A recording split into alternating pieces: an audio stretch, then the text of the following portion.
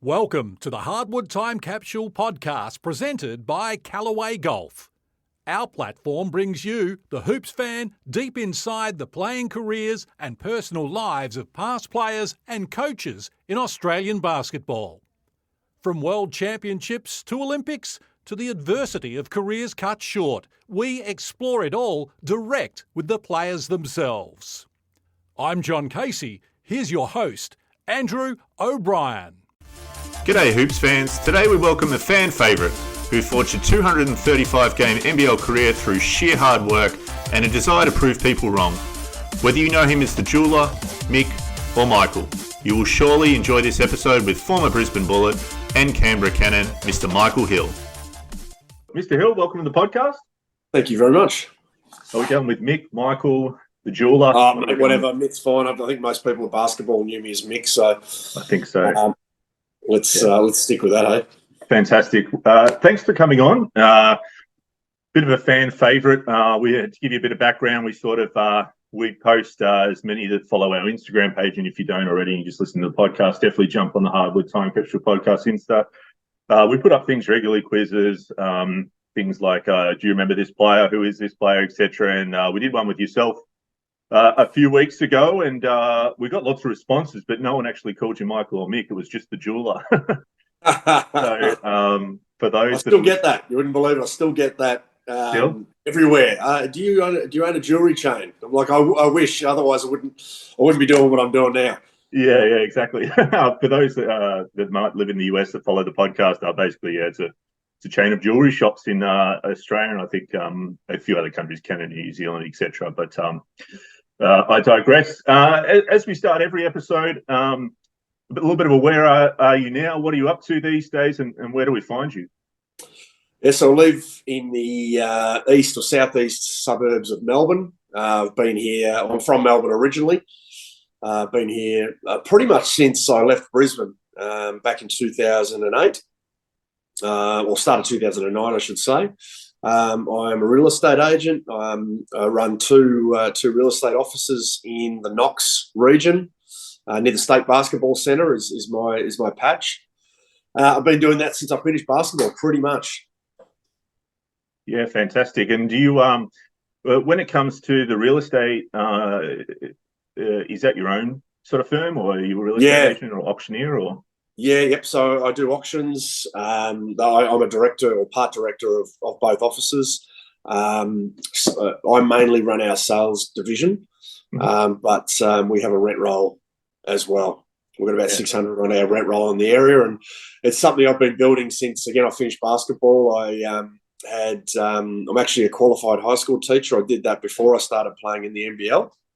Okay, yeah. I got to the end of my NBL career.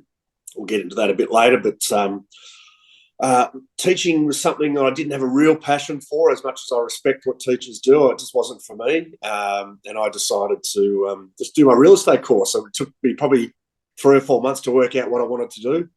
I really was at a loose end, and I wasn't sure what I wanted to get up to for the rest of my life, and thought I'll do a real estate course, which I did in Brisbane. And I had a couple of small real estate jobs up there. I've got a really good story about my first interview, actually. If we want to get into that, it's an interesting story, and people in Brisbane or Queensland will resonate with that really well. But my girlfriend at the time, her mum was diagnosed with cancer, and she's all good now, but that was the reason to move back to Melbourne. So I got back to Melbourne, started playing bass at Seabold at the time, NBL 1 now for Knox, and got into my real estate career in Knox. Yeah, fantastic. And we're going to go through all that later. So if people are wondering if we're going to unpack the Seabold stuff, because we are going to go down that road, because it was a pretty incredible culture they had there at Knox. I was sort of privileged to be in the area at the time. But with your real estate, for anyone or for all of you that are going to be listening to this, I think it's Noel Jones. Is that right? I've done a little bit of research. Yeah. Definitely jump on and check out either Mick's Instagram or Noel Jones, because it's actually quite funny. It's not your stock standard real estate. He gets pretty creative, and they take the piss out of each other a little bit, and it's a lot of fun. So if you get the chance, jump on there. You get to see a little bit of the personality of Mr. Hill. And do you DJ as well? Is that right? Yeah, it's something I wanted to do. Look, back in Brisbane, when I was a young fella in my 20s, I used to go out to nightclubs and stuff like that, as you do in your 20s, and I got to know a lot of the DJs in Brisbane, and I thought, that's something I would love to do. Not as a career, it's as a hobby, and I didn't get around to it at that point. And some people I've met over the last couple of years are some do it as a hobby, some do it as I've got a really good mate who's launching an international career. He's going to be amazing. And they said, hey, do you want us to teach you how to DJ? I'm like, absolutely. So I started about 12 months ago now. I've got my own decks and everything now, and I get on and live stream. Try to get on once a week. But yeah, I absolutely love it. I've had some gigs in the city, so it's been really good. Yeah, awesome. That's a couple of different hats to be wearing: a real estate agent and a DJ, and you got family as well. That's another hat. Obviously, we sort of discuss on in terms of and if you've listened to one of the episodes of the podcast, we do touch on I guess filling some of the voids that are left when you're out of the game, out of the spotlight, out of that sort of adrenaline filled environment. Both those gigs obviously have the potential to fill that cup in terms of, running an auction in front of people, the intensity, the pressure, and DJing, because to be honest, probably 80-90% of people wouldn't have the courage to do it. I think public speaking is like the number one biggest fear. So I think it's ahead of dying. What's that? Pretty sure it's ahead of. What would you rather do, die or do public speaking? Yeah, some people Most people dying. say die. Yeah. So do you find it fills that void for you? Yeah, absolutely. I think that was a part of the reason I didn't go down the teaching path. It just didn't, as you said, fill that cup. Real estate is a really challenging career. It's difficult. Most people see nice suit, nice car. I want to get into real estate. They last 6 months and realize how hard it is and get out. Building a real estate career has got to do with building relationships and talking to people, and I love that. Every day is challenging. Every day is different. There are highs and lows, and I think that really excited me because that's what I was used to. I played in the NBL for 7 years, and the highs of winning championships or even winning big games, and the lows of losing games you shouldn't have. And when I got to Brisbane, the team had finished last the year before.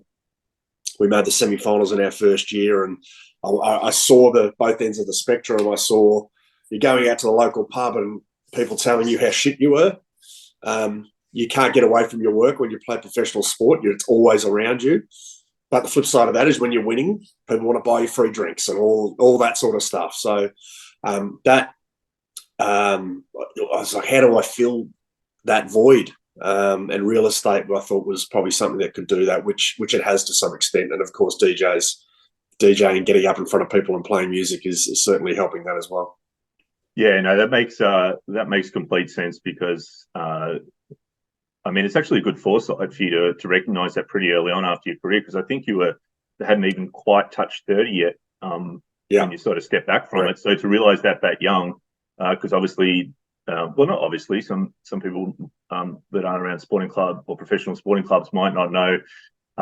For those that sometimes are undecided, they might go and work for a sponsor, whether it's like a South Dragons, it was like Deloitte, so you'd work in the offices there, and it's not for everyone, that 9 to 5 sort of thing. Sometimes the thrill of earning a commission or getting it yourself rather than just having a 9 to 5 isn't for everyone. So that's pretty good foresight early on. You mentioned the championship. It was the same one for those listening that we discussed with Joey Wright on the podcast.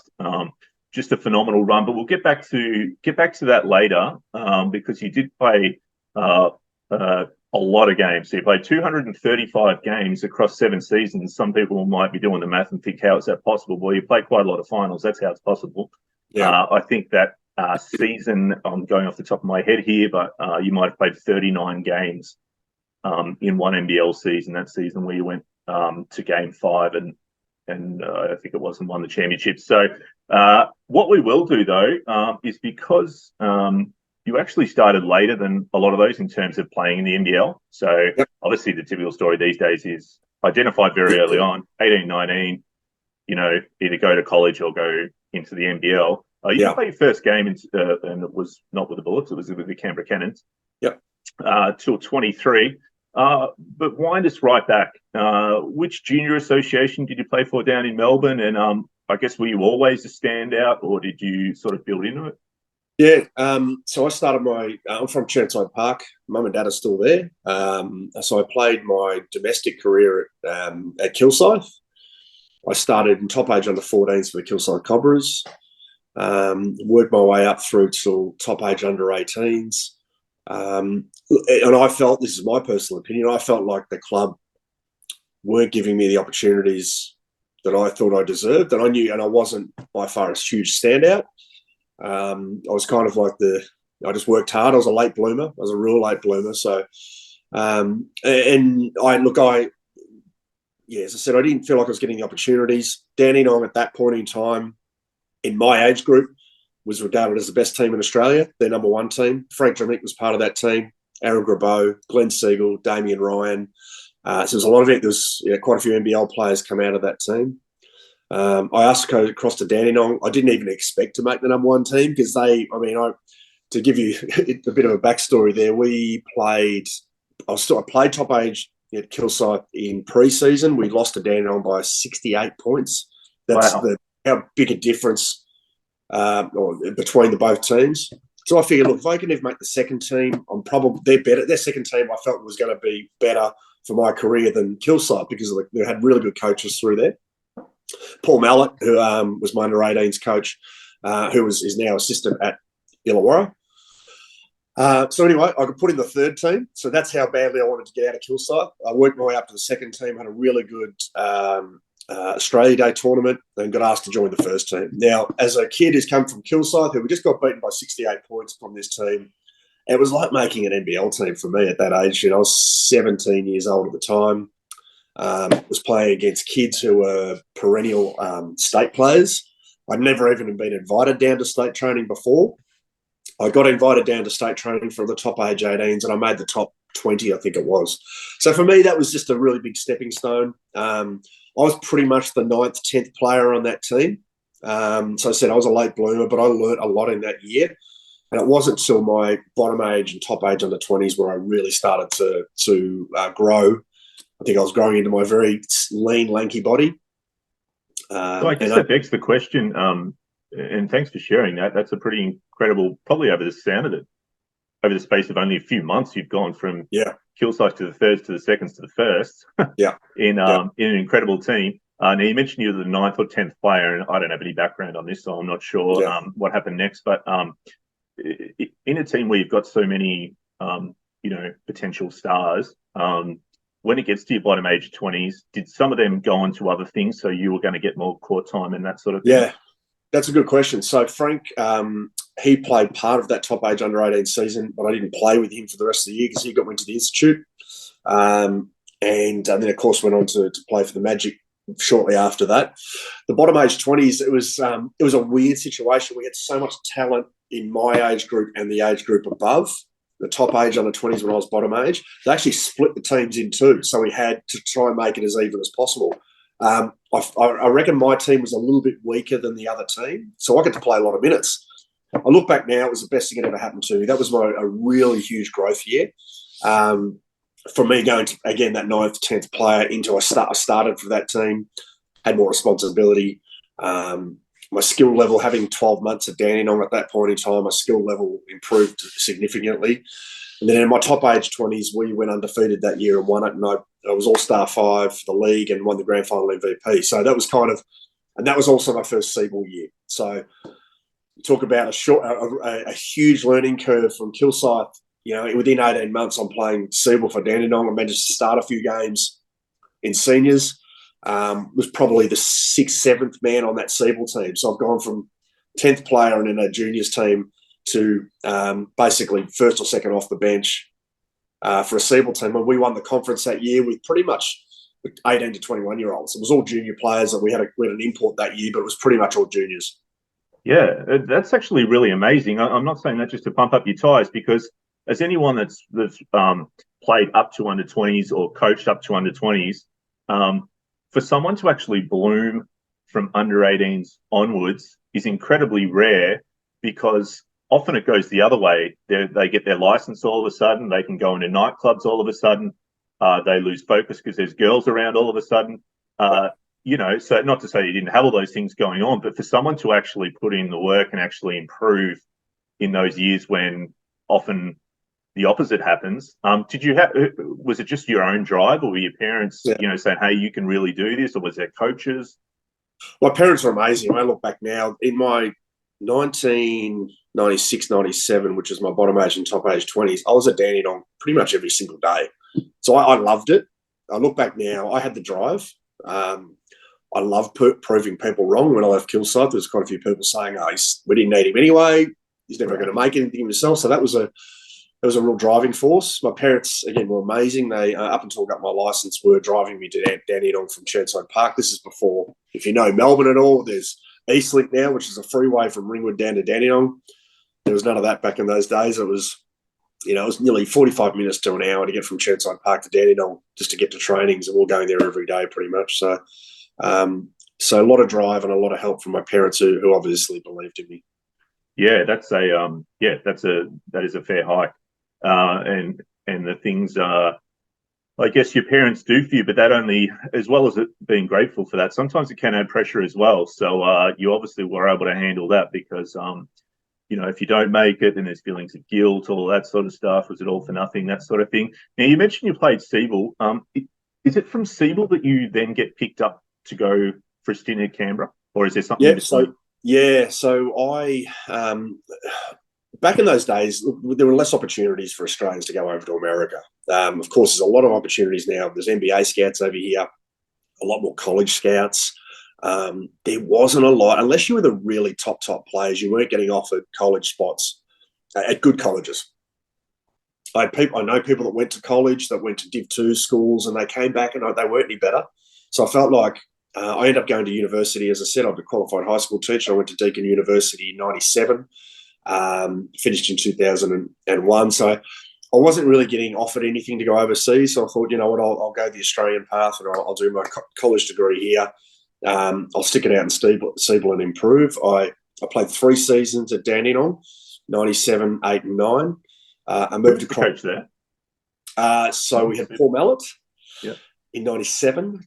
98 was Colin Donovan, who was involved in the Magic at the time. And 1999 was Warren Dawson. So we had a lot of change over there. We went from having a lot of talent in 97 and 98. Guys went on to play NBL, move clubs. 99 was I look back now, as a very challenging year. I probably didn't handle it as well as I should have. It was a lot of kids that's coming through. We finished 3 and 25, I think, that season. So I've gone from, we won the grand final, came runner-up, and then 3 and 25. So that it was a big year in terms of maturing and learning how to be a leader in that year. I decided to make a change after that. I went to Knox. Damien Cotter, who's now with the Chicago Bulls, he was my coach there. Paul Mallett was assistant that year. So 2000, 2001, I played at Knox, and then got picked up for Canberra. Now, that was a funny situation. I had Cal Bruton and Lloyd Clayman were the coaches at Canberra.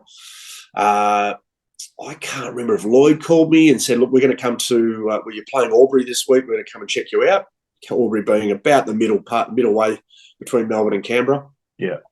After the game, I had 25-ish or something like that. I had a good game.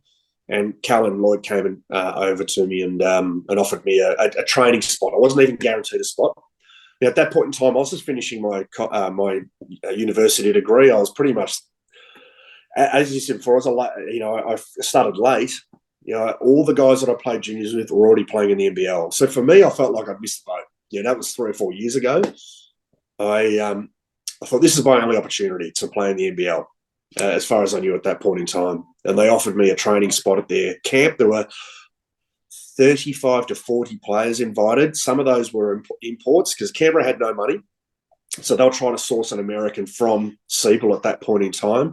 So I think there might have been 6 or 7 Americans there trying out for that spot. Everyone else was an Australian player. So here I am in a sea of Australian players, and I went to a 2-day tryout camp and was offered a spot about 2 or 3 weeks after that camp. So it was myself and Glenn Baird, who played at Frankston at the time, was offered a spot. So, I took that as my only opportunity and went hard and did as best I could. Yeah, no, fantastic story, and especially for those that that might be listening that are sort of thinking the door might be closing on it. Again, it's that old saying, if you hang around the barber shop long enough, sooner or later you'll get a haircut. You just got to keep going at it. You know what I mean? And when you go to Canberra, and probably a good place for someone like you that doesn't really need motivation, you're just wired to go every time. I remember you watching you play for Knox. You played with the same amount of passion in the Seabull that you did in the NBL. There was no sort of needing to G you up. And I say that because Canberra weren't going to let like you said, they didn't have a lot of money, and they didn't really sort of set the world on fire. So it was a good place for someone who was just going to just go all out. Obviously, you move up to Canberra. We're talking, 21, 22 years ago now. Were you on a wage that could support you, or did you end up having to work as well? I look back now and go, how the hell did I live? I got offered $35,000. As my first real professional job of anything. I did a bit part-time work for a uni. I lived with Cam Rigby in a townhouse there, and the cost of living was a lot less back then. But just a really cool story about that. 9/11 happened, of course, on September 11th. We left on September 12th. So I woke up. I actually went to sleep while it was happening. Woke up that morning and thought World War III was about to start. So Cam and I are driving to Canberra, not knowing what the hell is going to happen here. I mean, for anyone who was around at that time and remembers it well, it was a very confusing and very alarming time. And we had New York was being attacked, and we had Americans coming out. Dave Thomas was one of those Americans, and they were delayed by about 3 or 4 weeks. We only got them just before the start of the season. I think our season started about mid-October. And, of course, 9/11 pushed that back, them coming out. So, so we drove up to Canberra. I think we just lived very frugal. We were very we didn't need – and look, when you play NBL, you get some free drinks at bars and stuff like that, so we didn't have to pay for any of that, so that helped. But I guess, we just pulled our finances together and made it work. Yeah, no, that's well, I guess, when you got to make it work, you just do what you got to do, especially if it was something that you thought was no longer going to come along, and then all of a sudden it does. Yeah. And then you end up only a couple of years later going to Brisbane. Who recruited you, and what was the process there? Because usually there's a story behind the change. There's a really funny story that no one knows about, and Joey Wright's going to laugh at this. So Jeff Van Groningen recruited me.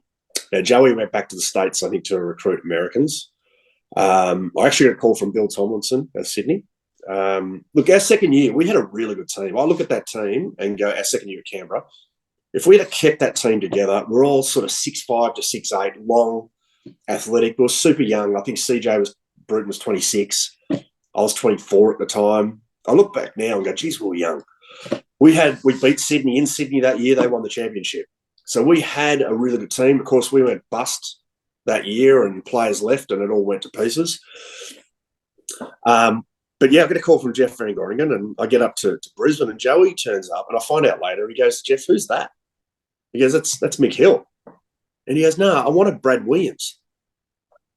So I literally accidentally got recruited to Brisbane, and Joey and I are really good mates now. We laugh about it all the time. He goes, that was the best accidental recruitment I've ever had in my life. Wow. That is a funny story, because if anyone's listening to the podcast with Joey Wright, you'll know, or even if you're just watching Coach NBL, he's not backwards in coming forwards about what he wants and what he doesn't want. So the fact that he went with it and it, well, obviously paid off. But accidental Brad Williams is 6'8". I'm 6'5". So he's like, that's not Brad Williams. Yeah. And funnily enough, when Brisbane finished, I was the only player left from that 2003 team that was still there. And Joey and I laugh about it. We punched on all the time. We're both very strong personalities. Yeah. But what we respected about each other is that after training or after a game, we forgot about it and moved on. He knew what he was going to get out of me. I knew what I was going to get out of him. There was no hidden agenda. We're both very, very similar personalities, which is why we get along so well now. Now that we're not on the court in that intense environment, we're best mates now. So yeah, no, I could see that being the case. I wonder if Brad Williams knows that story. I can't remember if I've told him, but yeah, it's So I accidentally had a career in Brisbane and won a championship. So it's quite funny. Yeah, no, fantastic.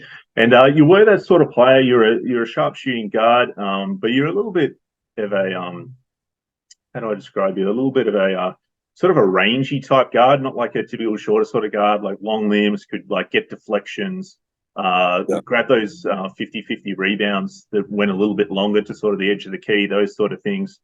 And good mid-range jump shot, that sort of thing, which is a lot of coaches consider the hardest shot in basketball, that one between, I guess, the 3-point line and anything in the key.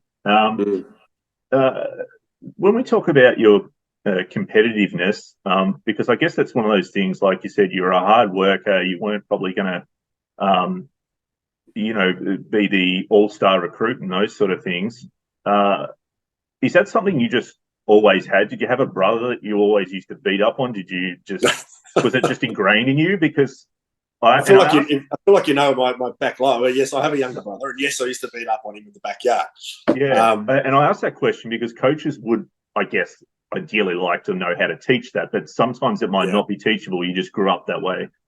That's, I guess, where I'm going with that. I think if you can't teach intensity, you can't teach drive. It's just if you've got it, you don't.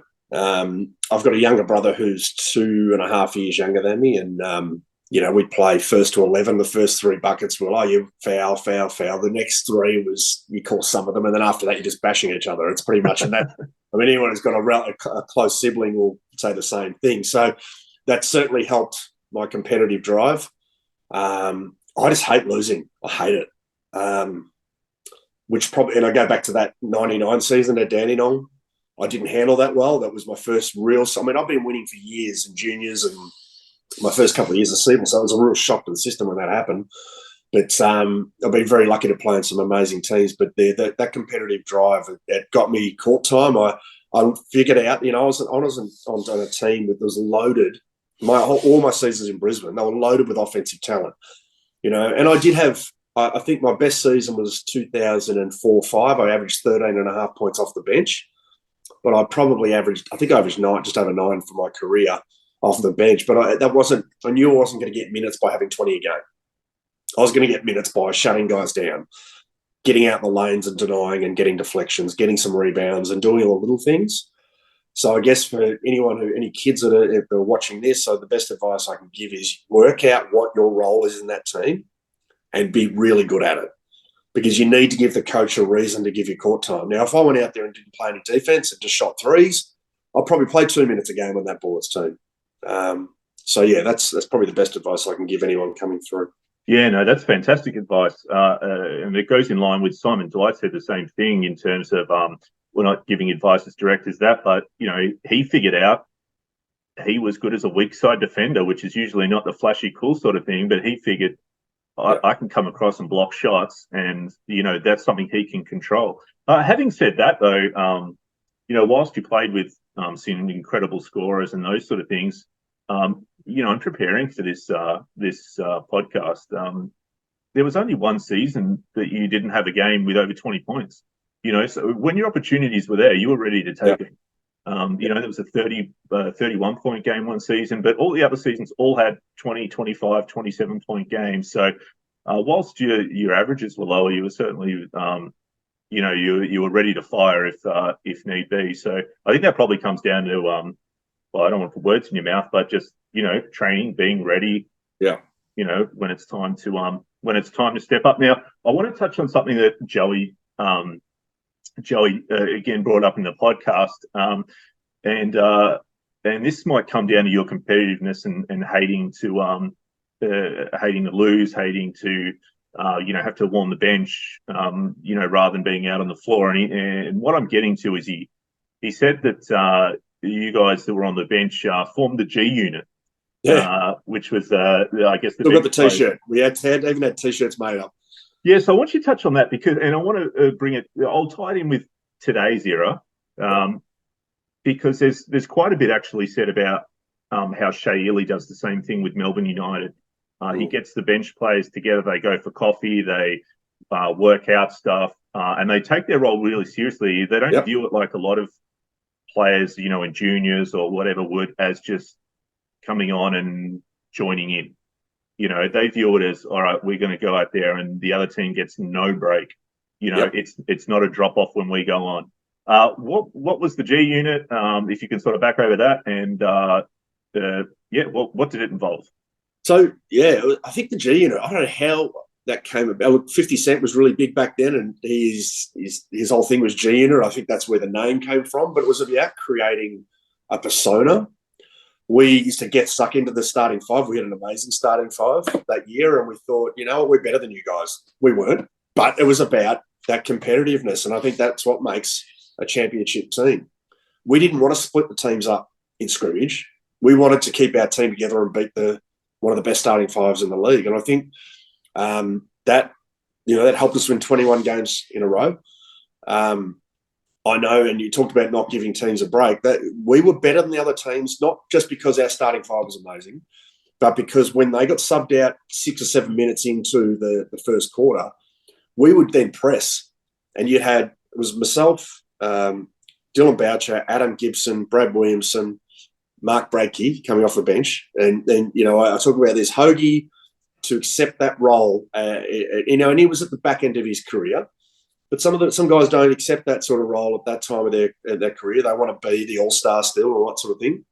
He was amazing. We would come on. For those that aren't sure. Yeah. So we would put it on teams, and we might be up by 5 to 10, and suddenly we're up by 25 about halftime because we would just, Adam Gibson was 2 years into his career. I was in the middle of my career, and we would just go nuts, and we were fresh. And that's when we really rolled over teams. So that was I thought the biggest difference for our team was that second five. Probably most of us could have started on other teams, in the league. Not some of the best teams, but maybe so that second half of teams in the league we could have started. But I'd give up a starting spot any day of the week to play on a team like that. Yeah, that says a hell of a lot of things about the culture. But I think it also, might be a bit of inspiration for those that are listening to do coach or manage teams. And obviously for anyone that's watched The Last Dance or read anything about the Chicago Bulls, is they had a red and a white team as well at training, so it wasn't about mixing the teams so that they were fair and those sort of things. Because we've got to keep in mind here, we're not talking about, under 12 C grade where it's participation. It's professional athletes. If you want to make the teams fair, then you're probably not you should be fighting for your spot. Absolutely. So thanks for sharing that, because I think that's brilliant. And I know Joey sort of chuckled about it, but I think when you have something that's driven by the players rather than the coach, it means they've got more buy-in, and so everyone's sort of going to succeed. You know what I mean? So I think that's why I really wanted to highlight that. Now we'll keep on moving along, but I want to touch more on culture a little bit before I go. And this is going to take a turn to Siebel. So obviously there's NBL 1 now, as most listeners would know, and each region of Australia has their whether it's east, west, south, etc. So down here, previous to that, there was the Siebel, so Southeast Basketball League. And you were part of an incredible culture at the Knox Raiders. I remember going to the old Baronia Stadium, which is still in existence. They do use the SBC a lot more, the State Basketball Centre. For those not in Victoria, most of you will know at least where the State Basketball Centre is. So we're talking sort of 10, 15-minute drive from there. But just incredible players. We've got CJ Massingale, who some people might remember, had a few goes at NBL. Probably could have made it if they'd given him a chance earlier. Lester Strong, incredible. Even back to Tommy Greer, was a tough Knox player. Incredible coaches in Graham Longstaff and Damien Cotter. And probably, I'm going to enforce my own opinion here, but probably one of the greatest guards to never play an NBL game in Sean Carroll. Just a phenomenal player that, for whatever reason, didn't get his chance at NBL, but just an unbelievable player that in multiple ways. So if anyone gets a chance, you can YouTube Sean Carroll. I think he now coaches up in Queensland or something like that. But just multifaceted on offense, very smart, but like a real mature leader at a very young age. Yeah.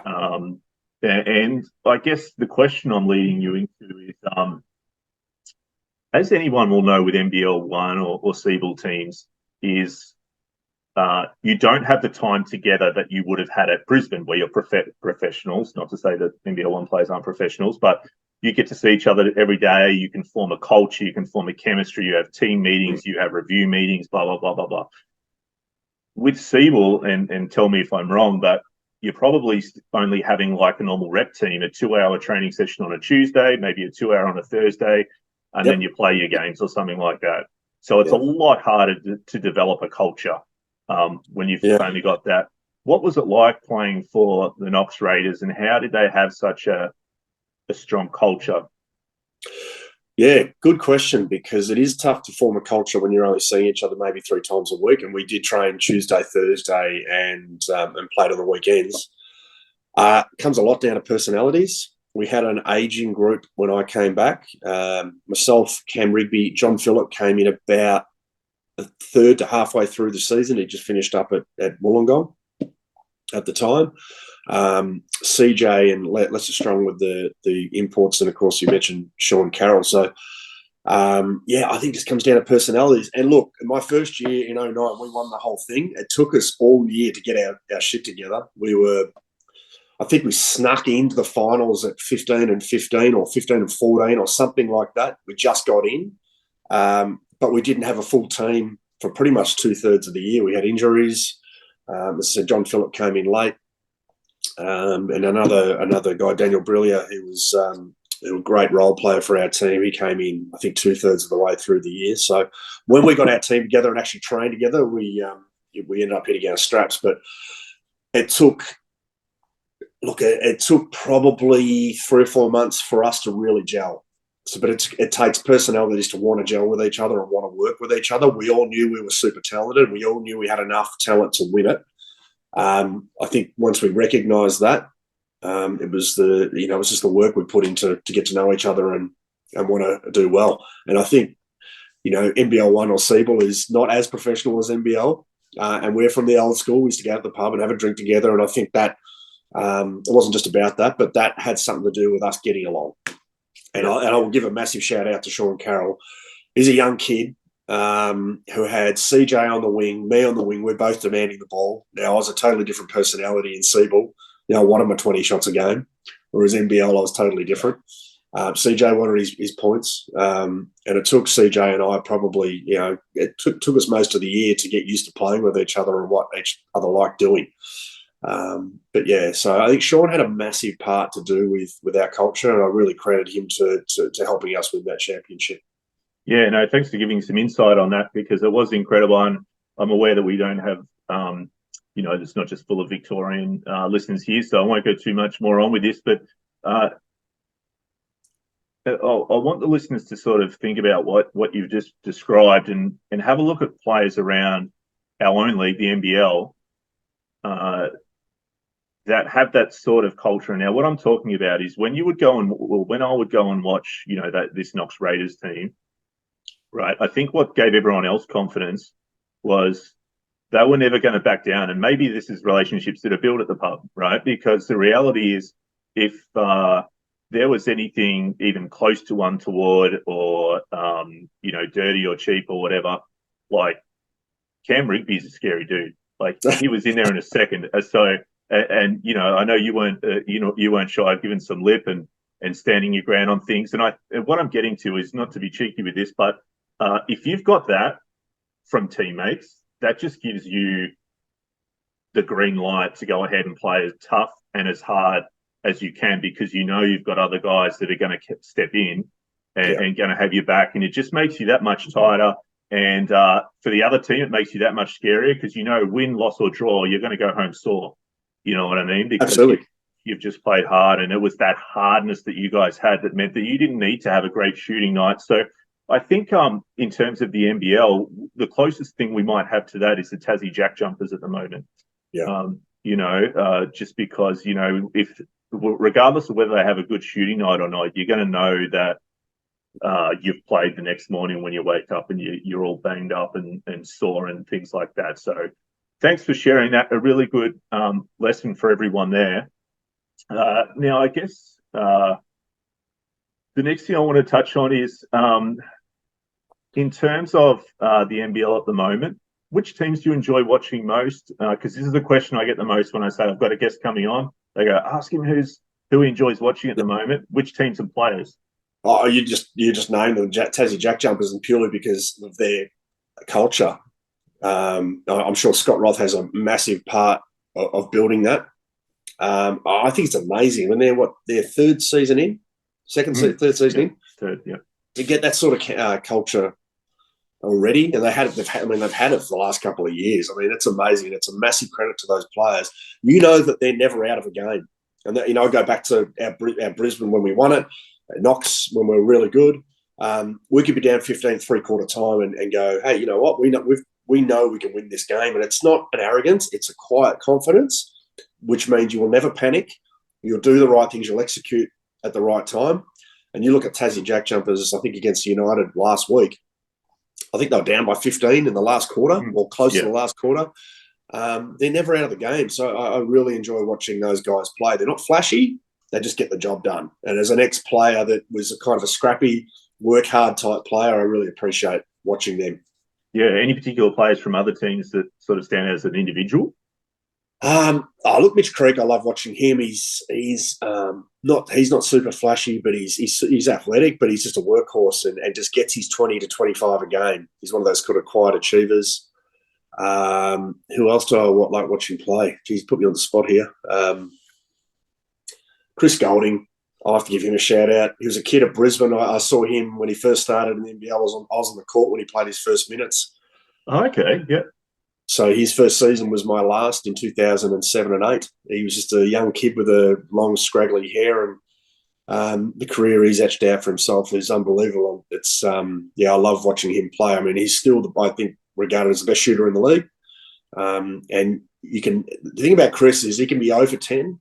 You have to guard him, and he spreads the lanes for guys who are slashers because he's on the court. You have to respect him, and so I really enjoy watching him, especially when he gets going. Yeah, no, unbelievable. And like exactly what you just said, because he's actually had that start this season in terms of a really dry start. But the second you let off, you just know it's coming, at some point. Now, in terms of, you mentioned Chris being there in your last year of your career and going out.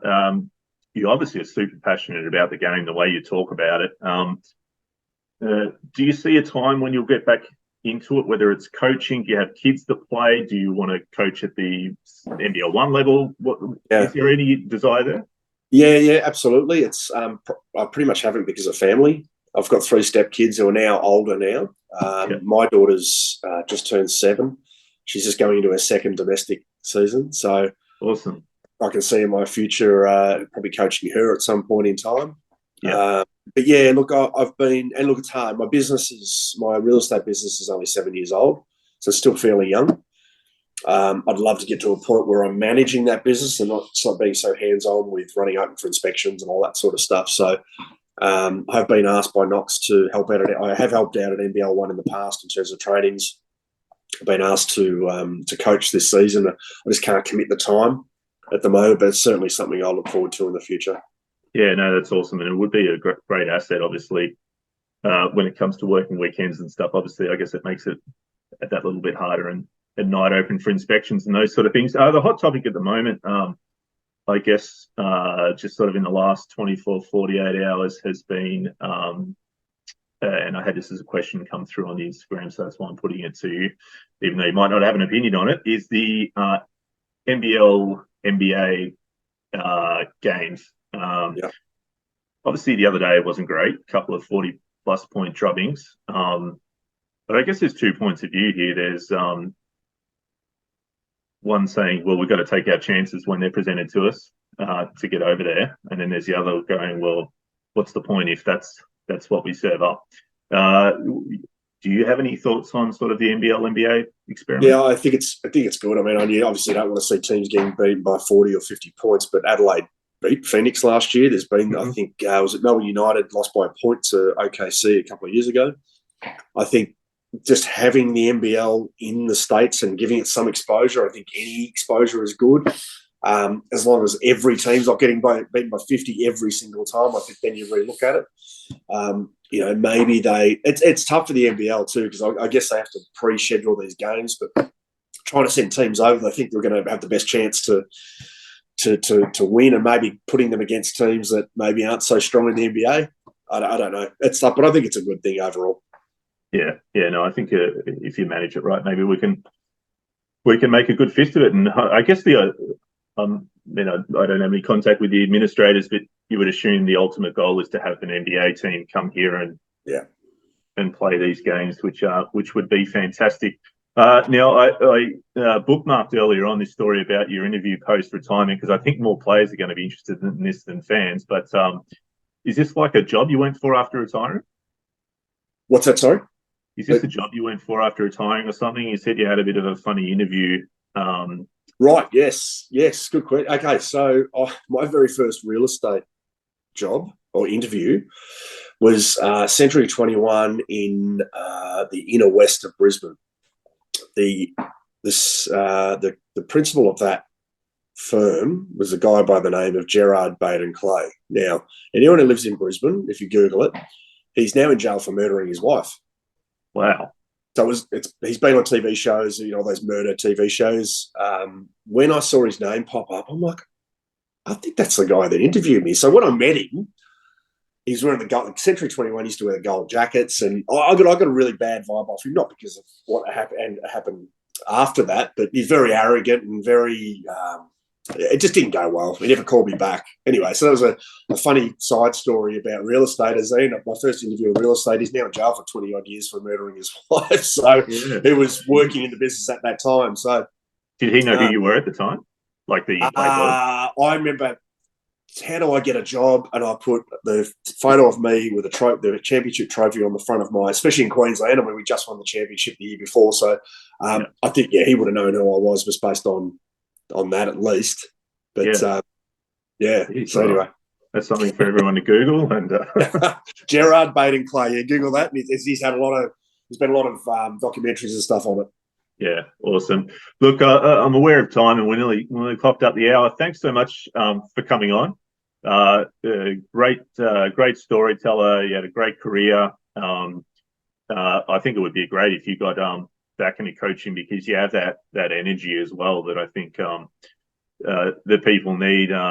You wouldn't need any incentive to try and win. You're obviously still super competitive, and that's probably something you look for in real estate agents when you're hiring, is someone that's going to sort of do that above and beyond because they just want to get the best price, or they want to do the best job, or they want to, whatever it is. And that's why I sort of, even though a lot of people might find it irrelevant, told people to go have a look at your real estate page, because there's an example of thinking outside of the box and a bit of cheeky humor. And it actually does add up, because it caught my eye, and I'm not looking for a house. I'm not interested in anything like that. But when you've got some humor involved, it works. So thanks for coming on. We're definitely going to try and get some more of your teammates on and have some chats to them about it. But yeah, thanks again for coming on. Thank you so much. Put some links in the bio, and if I catch you around at Knox Stadium, I'll come and say good day. Absolutely. Good on you. Thanks, Andrew. All right. Thanks, mate. Take care. Good on you. See ya. Thanks for joining us on this episode of the podcast. We look forward to joining you in the next episode.